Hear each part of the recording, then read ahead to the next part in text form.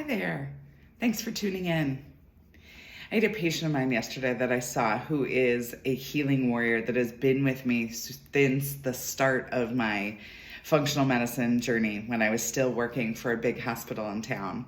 I saw him yesterday and he's doing progressively better, which is exciting because he's been seeing healers for a long time and hasn't seen much progress. So it's always great to see him and to find out that he is taking steps forward in terms of how he's feeling in his body. He told me that he was interested in learning more about Parkinson's and whether functional medicine can treat Parkinson's. And that's a great question because the thing about functional medicine is we focus on root-based healing.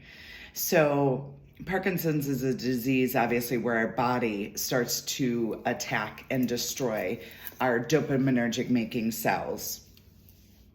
But it can come, there's always a genetic predisposition in disease states, which means there are genes that pass down from mom and dad that we can't do anything about. That's who we are, right? That's the basis of our creation. I always say that loads the gun in terms of whether you're going to have a disease state. But what we put those bullets or that gun into in terms of our environment is what pulls the trigger. So if we have genes, but we put it in a deluxe, luscious, amazing, healing environment, those bullets are going to stay right where they belong in the gun, and they are not going to fire. They are not going to create disease states. However, if we do things that our body isn't ready for, let's say we have some defects in some of our detox genes, like the MTHFR or the COMP gene.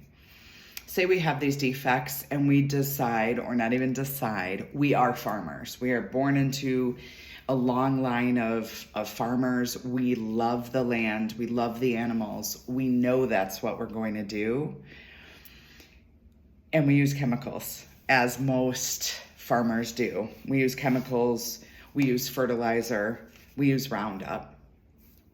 So we put on our protective clothes, but sometimes we forget our mask. Some days are crazy and we're running late and we forget the protective clothes. Some days we forget the mask and the protective clothes, but we still have to spray. And as farmers, we work 24/7. We're always tending the land. So we spray and our skin absorbs it. And what if our body doesn't have the detox capabilities? What does that look like? Well, that looks like we keep that inflammation and that onslaught of chemicals at the cellular level. And that later looks like things like Parkinson's, like cancer, like dementia, like MS, like lupus, like rheumatoid, like ulcerative colitis, like Crohn's. If we undo the inflammatory processes that led into the formation of the disease, we can take a couple steps back. Now, in terms of healing or cure, that is never promised, unfortunately. On this journey of unwrapping the inflammatory onion, we might get 20% improvement. We might get 40% improvement.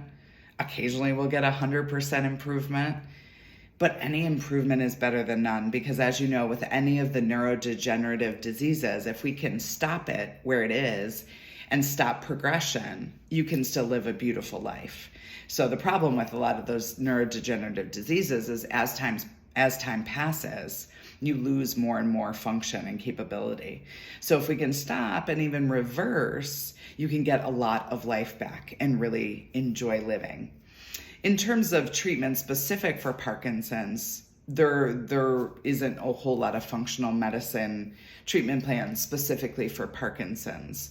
The majority of our plans are getting rid of inflammation, calming down the fight or flight response, giving your body what it needs to heal and to detox, and seeing what that does in terms of our disease states, seeing how that looks, and if that pauses disease progression.